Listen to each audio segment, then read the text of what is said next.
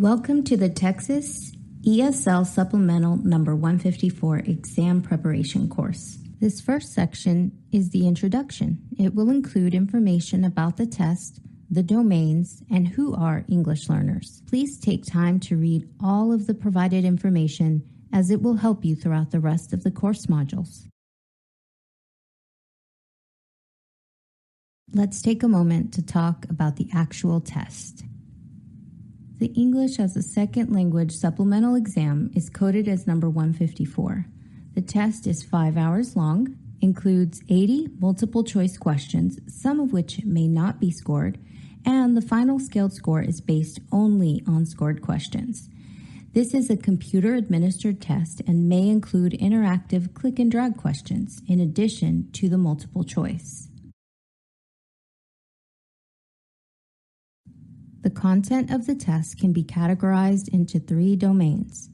Domain 1 includes language concepts and language acquisition in Educator Standards 1 and 3. Within Domain 1, competencies 1 and 2 are reviewed.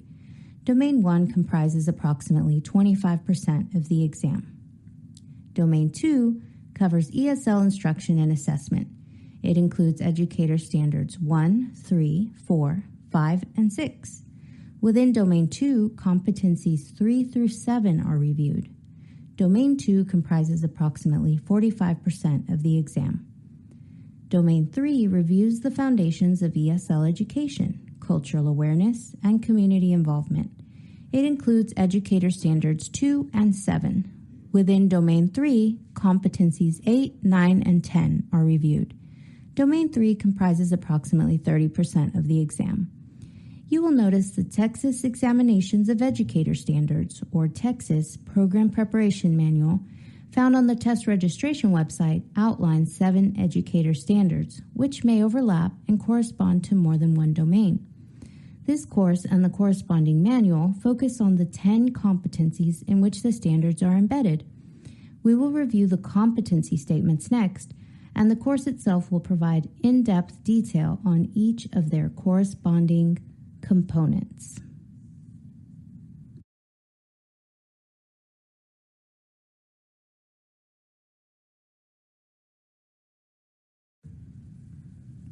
Within each domain, content is further defined by a set of competencies. Each competency is composed of competency statements, which are broad definitions of what an entry-level ESL educator should know and be able to do, and descriptive statements, which are detailed descriptors of the knowledge and skills eligible for testing. Competency 1 states that the ESL teacher understands fundamental language concepts and knows the structure and conventions of the English language. In Competency 2, the ESL teacher is required to understand the processes of first language, L1, and second language, L2, acquisition, and the interrelatedness of L1 and L2 development.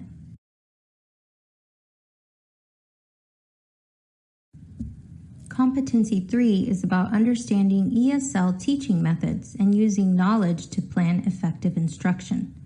Competency 4 elaborates on the promotion of students' communicative language development. Competency 5 focuses on the promotion of students' literacy development in English.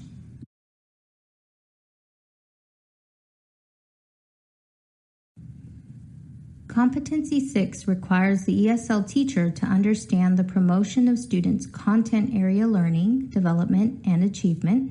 Competency 7 covers assessment procedures and instruments used in ESL programs. The focus of Competency 8 is on the foundations of ESL education and types of ESL programs. Competency 9 covers the factors that affect ESL student learning. Competency 10 requires the ESL teacher to know how to advocate for ESL students and facilitate family and community involvement.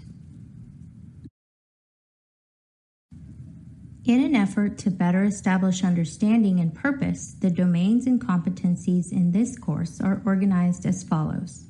Domain 3, Foundations of ESL Education, Cultural Awareness, and Family and Community Involvement, with competencies 8, 9, and 10. Domain 1, Language Concepts and Language Acquisition with competencies 1 and 2.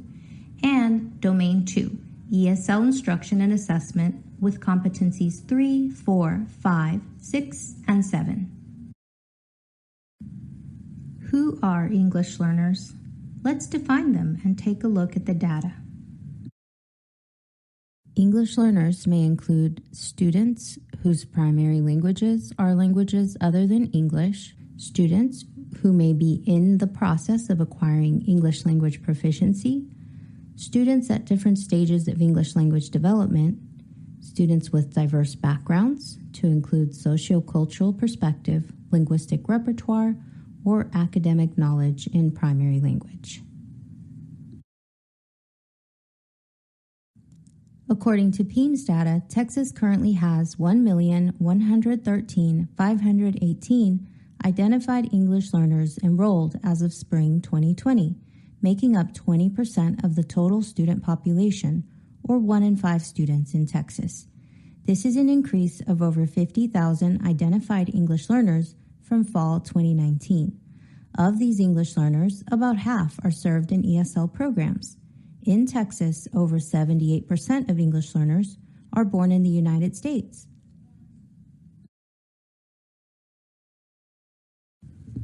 Over 130 languages are represented in Texas schools.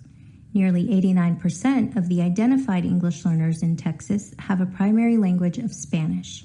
The next 9 prominent language backgrounds of English learners in Texas are Vietnamese, Arabic, Urdu, Mandarin, Burmese, Telugu, Korean, French, and Swahili.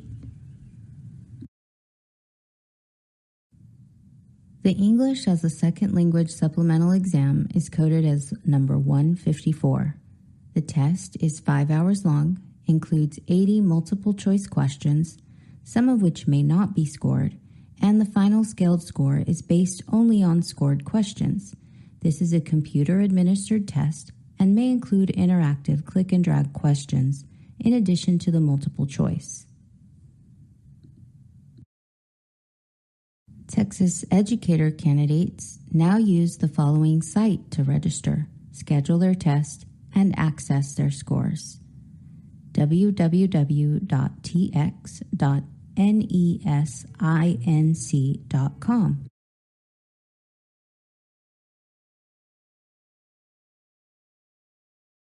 You have reached the end of this introduction section. It is now time to exit this module and move to the next module.